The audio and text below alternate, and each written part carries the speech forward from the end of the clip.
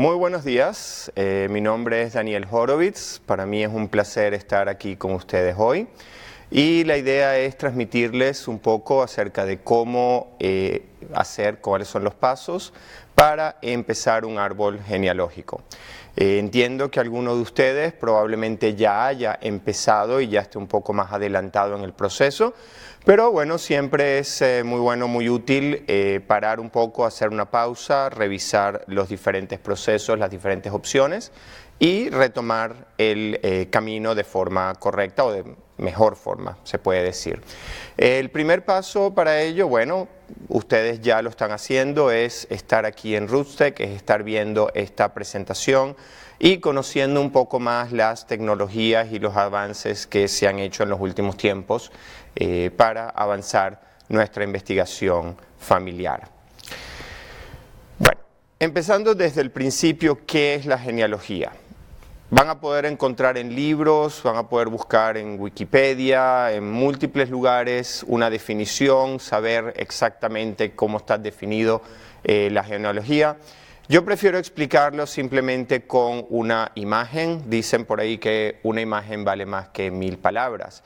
Y esto es lo que yo considero que es la genealogía. Es buscar familiares, los cuales en su mayoría van a haber fallecido y que por supuesto no conocemos. Esa es la idea de la genealogía, pues tratar de conocer y encontrar a estos familiares. ¿Cómo lo hacemos? Bueno, comenzamos a recolectar y a escribir, a tener registro de toda la información que nos llega desde múltiples lugares. Lo que obtenemos básicamente es nombres, lugares y fechas. Este es el pilar fundamental, el esqueleto de todo el trabajo de historia familiar. Y en la medida que nos vamos adelantando, en la medida que nos vamos adentrando un poco más en el estudio, vamos a encontrar historias, anécdotas, cuentos y por supuesto gran cantidad de información que es lo que le va a dar un poco más de color, más de riqueza a nuestra investigación. Entonces, las dos cosas son muy importantes. Comenzar con la parte básica, los nombres, lugares y fechas de los diferentes eventos y seguir hacia la parte más profunda de las historias y las anécdotas. Siempre debemos comenzar por nosotros mismos. Después de todo, nosotros se supone somos los que más sabemos sobre nosotros mismos. Nos conocemos prácticamente desde que nacimos. Luego están, por supuesto, nuestros padres, a los cuales también conocemos desde que nacimos, pero probablemente nos acordamos un poco menos de los primeros años de nuestras vidas. Seguimos hacia nuestros abuelos, bisabuelos, tatarabuelos y así sucesivamente, avanzando no solamente en generaciones, sino también en el tiempo. Mientras más atrás vayamos, más personas vamos a tener y más años vamos a poder cubrir con nuestra investigación. Nuestros recursos. Bueno, el primer recurso, el más útil, el más confiable, si se puede decir, son nuestros familiares. ¿Okay? Ellos son los que han vivido los diferentes hechos, ellos son los que los han visto, ellos son los que nos pueden transmitir toda esa información y de ellos son los que tenemos que recolectar toda la información lo antes posible. Y aquí la primera recomendación, la primera sugerencia que les tengo es que elijan a la persona de mayor edad en la familia para preguntar. ¿Por qué? Básicamente dos razones muy sencillas y en principio no tan obvias, y estoy seguro que después todo el mundo va a decir, ah, claro, tiene razón. La primera son las personas que más han vivido, son las personas que más han visto y deberían de ser las personas que más saben.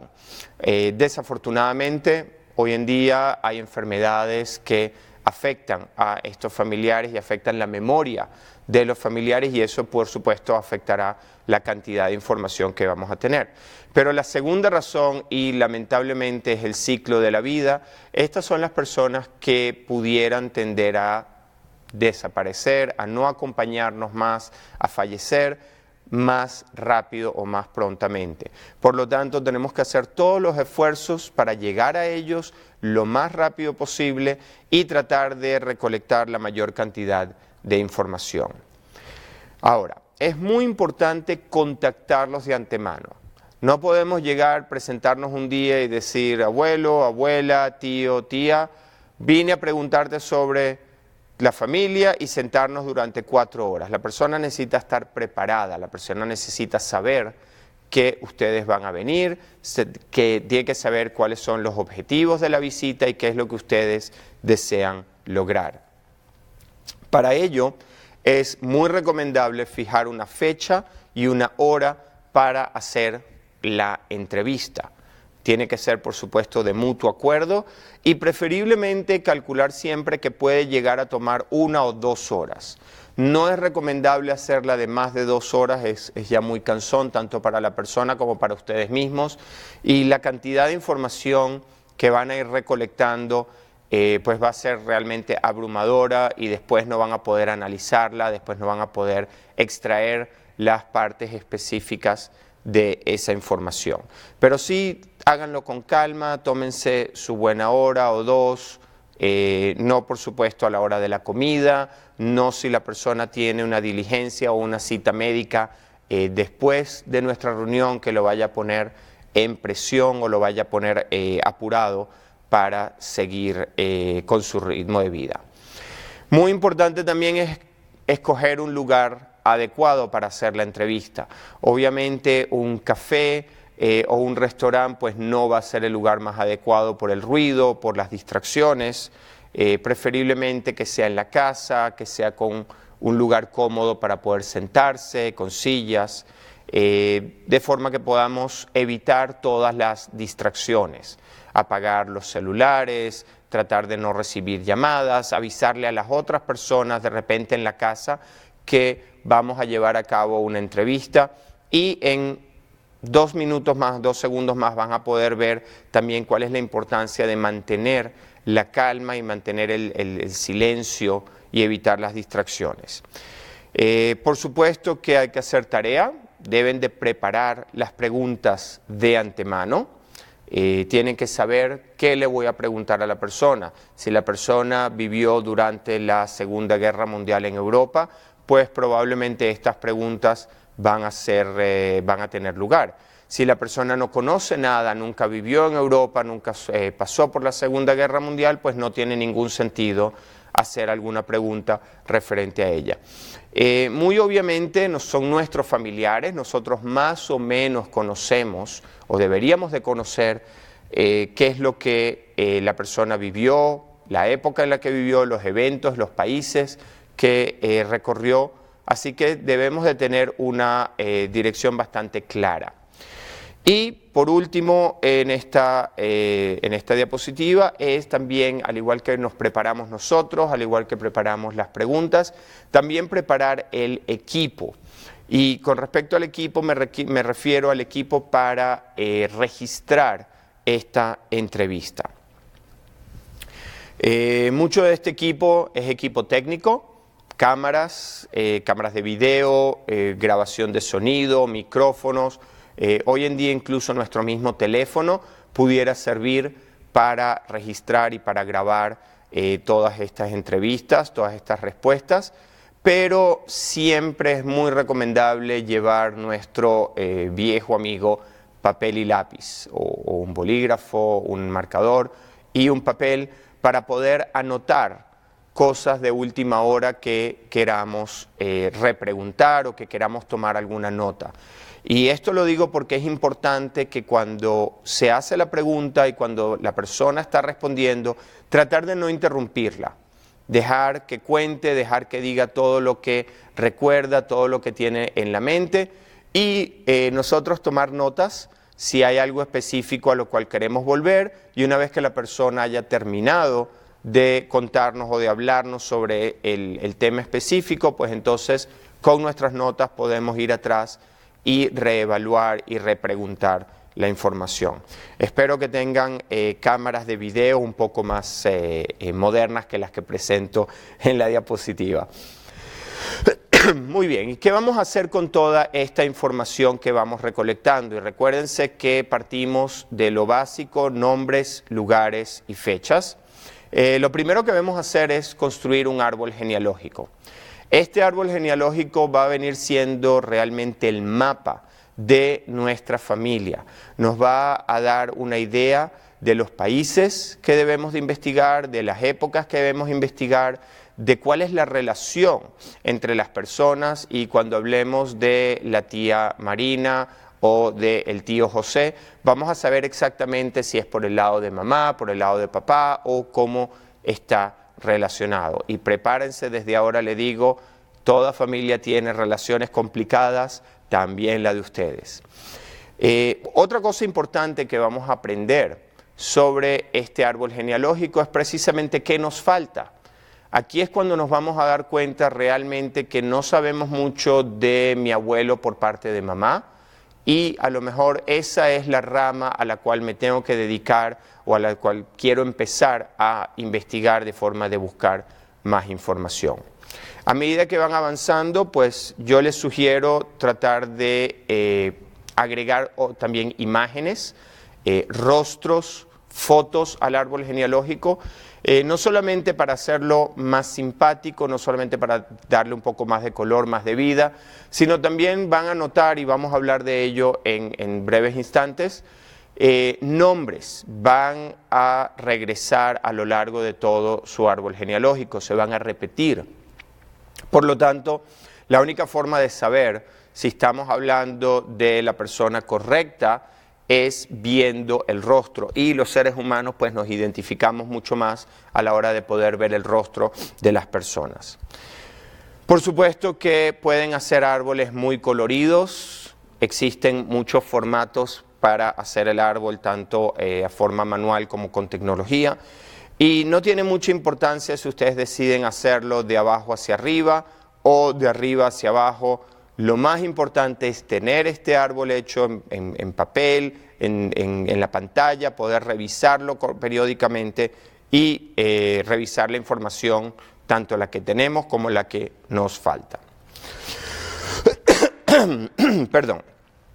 Muy bien, vamos entonces a empezar a profundizar en los diferentes aspectos de nuestra investigación. En primer lugar, nuestro apellido. Como ya les dije, mi apellido es Horowitz. Y si alguno de ustedes desea meter el apellido en Google, pues van a encontrar amplia información acerca de este apellido. Y por cierto, deberían hacer lo mismo con todos sus apellidos.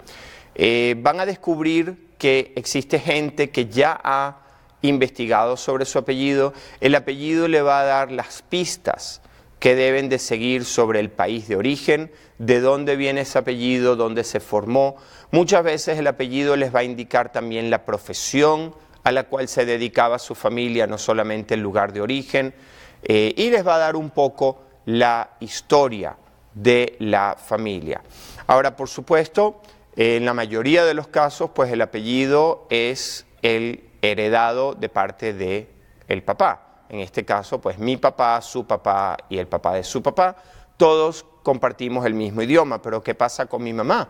Mi mamá también tiene un apellido, y mis abuelas, pues también cada una de ellas tenía un apellido.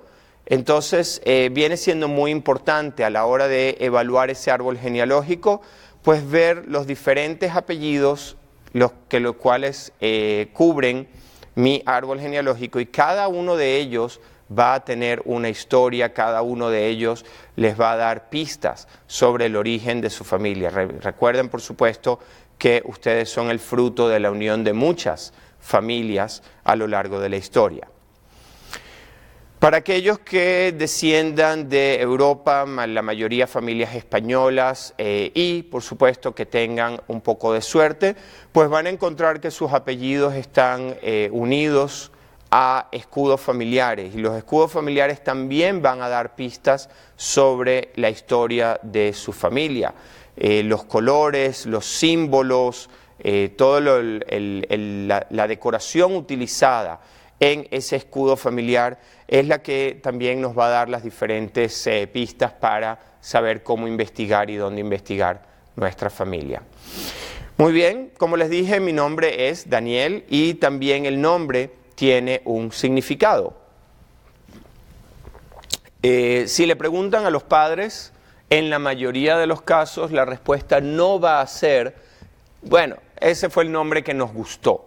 Existe una razón por la cual nos llamaron a todos de la forma en que nos llamaron. En muchos de los casos va a ser en honor a otro familiar que ya puede ser que haya fallecido. En algunas familias se acostumbra a nombrar a los hijos como a los padres o los abuelos. Y aquí es donde, se recuerdan, decía que los nombres van a regresar unos después de otros en el mismo árbol, pues aquí tienen la razón y aquí tienen la importancia también de conocer esto. Hay quienes dicen que el nombre va a definir la personalidad de la persona. Sí, yo fui travieso cuando era pequeño, ¿qué se puede hacer? Por lo tanto, no pienso llamar a mis hijos Daniel. Muy bien, una vez que hemos empezado a recolectar un poco de historia, un poco de datos sobre cada una de las personas, pues ir empezando a escribirlas en forma de biografías para cada uno de los individuos, darle el respeto a cada una de las personas que conforman nuestra familia y que cada uno tenga su biografía, que cada uno tenga su historia recolectada. Muy bien, ¿qué otros recursos podemos utilizar para investigar nuestra historia familiar? Bueno, están las fotos. Las fotos son sumamente importantes hoy en día, por supuesto, con toda la cantidad de dispositivos electrónicos, los teléfonos toman fotos, tomamos fotos prácticamente de cualquier cosa. El más claro ejemplo es pues mi propia hija, que en estos momentos tiene 6 años, y pueden creerme cuando digo que tengo más de probablemente 4 o 5 mil fotos de ella. Si voy un poco más atrás, de mi bisabuelo, el cual falleció a la edad de 80 años, pues solamente logro recuperar 2 o 3 fotos de él. Entonces tenemos que tomar en cuenta que antes, hace escasos 20, 30, 50 años, el tomar fotos no era lo que es hoy en día. Las fotos tenían una razón de ser, tenían un motivo. Por lo tanto, el hecho de tener una foto antigua nos da pie para analizarla, el por qué se tomó esa foto, cuándo se tomó, cuál es la importancia y la razón de haberse tomado esa foto.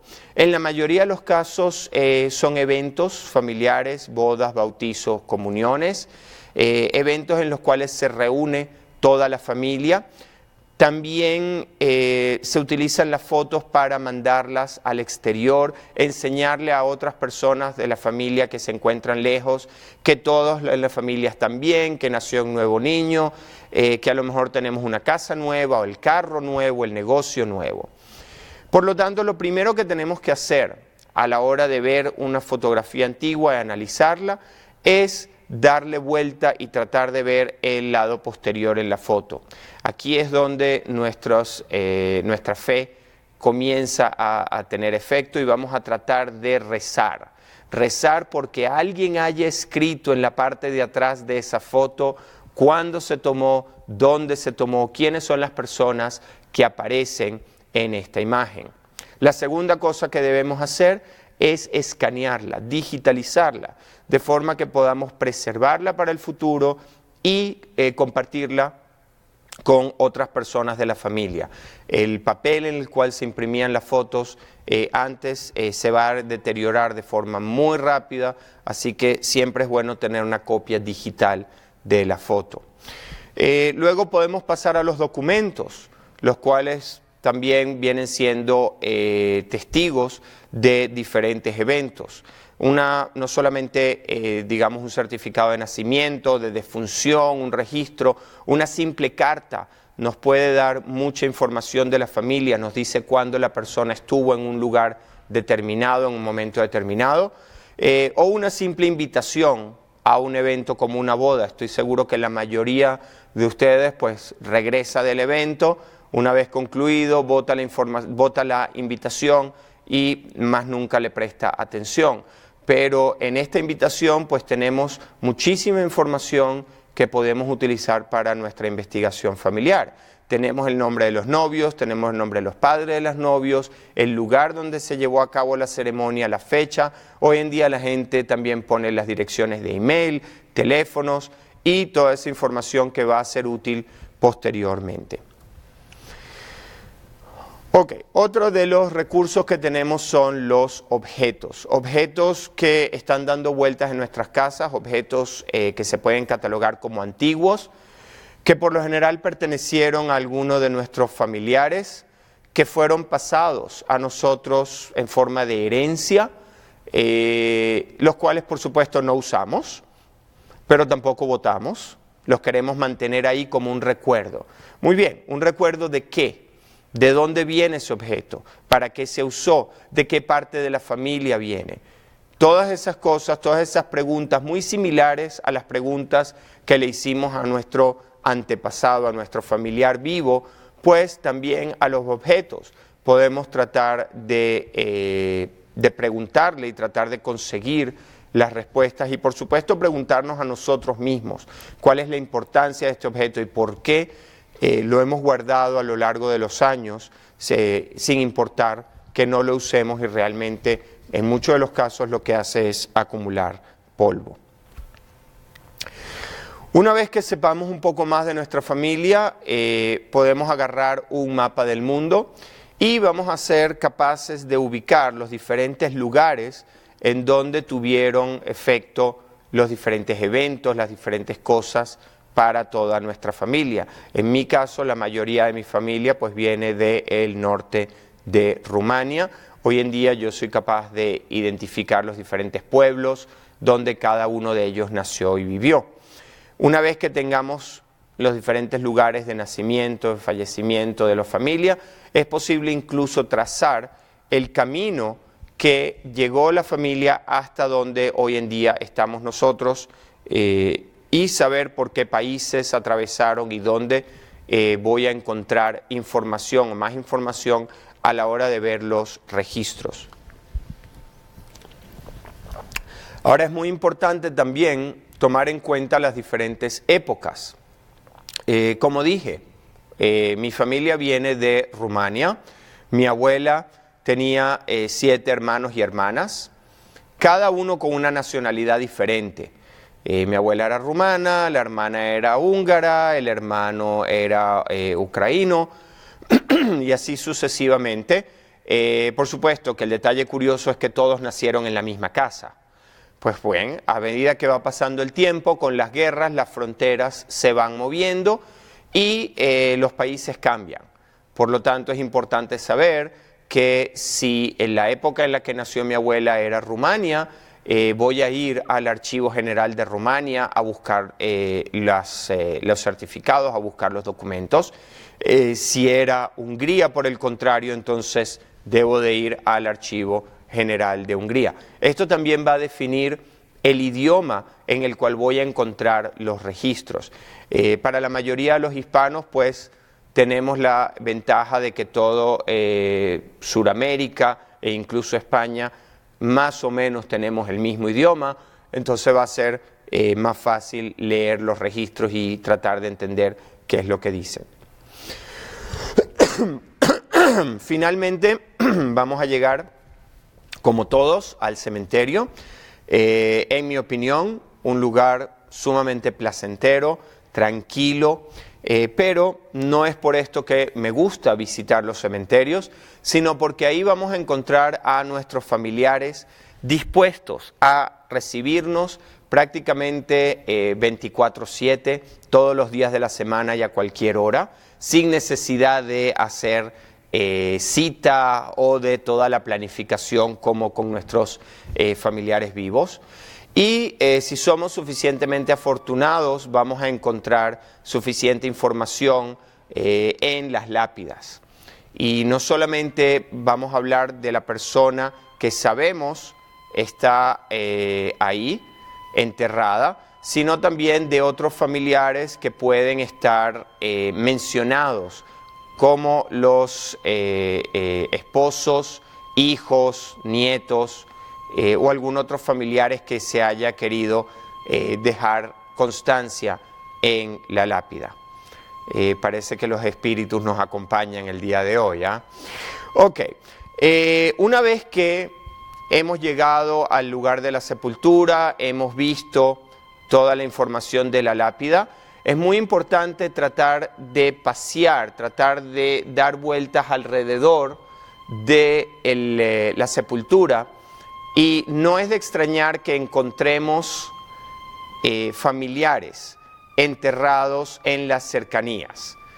Por lo tanto, no se concentren únicamente en ese familiar que fueron a buscar, que fueron a visitar, también den una vuelta y van a encontrar seguro otros familiares. ¿Qué otras cosas podemos incluir en nuestra investigación? Pues bien, prácticamente cualquier cosa, no solamente el árbol familiar, fotos, videos, objetos, historia, todo lo que hemos mencionado, sino también recetas de cocina, canciones, dibujos, cualquier cosa que por un lado nos vaya a dar las pistas, nos vaya a dar la información que necesitamos sobre nuestra familia y que nos identifique también, banderas de los diferentes países, los mapas de los países, todas esas cosas que nos identifican, que identifican nuestros orígenes y que enriquecen nuestra investigación, todas esas cosas son válidas. Como dicen, en la guerra y en el amor, pues también en la investigación familiar. Y para ello tenemos bastantes herramientas que podemos utilizar. No me refiero realmente a estas herramientas, me refiero un poco más a las herramientas tecnológicas. Existen infinidad de softwares, infinidad de programas para la computadora que podemos utilizar, y particularmente yo debo de recomendarles Family Tree Builder, el programa que MyHeritage, la compañía por cierto para lo cual me desempeño y trabajo, ha desarrollado. Es un programa gratuito, en estos momentos es muy confiadamente puedo decir que es el software o el programa gratis de genealogía más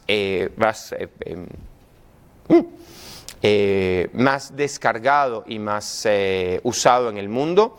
La otra razón por la cual debo de recomendárselos especialmente es porque soporta perfectamente el español y otros 40 idiomas. Por lo tanto, van a poder manejar el programa y van a poder registrar los datos en su idioma natal y lleno de funciones premium, por supuesto. Las otras opciones que tenemos es el sitio web, y estoy muy seguro que todos ustedes están súper familiarizados con el sitio web de Family Search, donde es posible hacer varias cosas, es posible armar el árbol genealógico, es posible hacer investigación, es posible subir fotos y conectarnos con familiares, imprimir gráficos, imprimir archivos.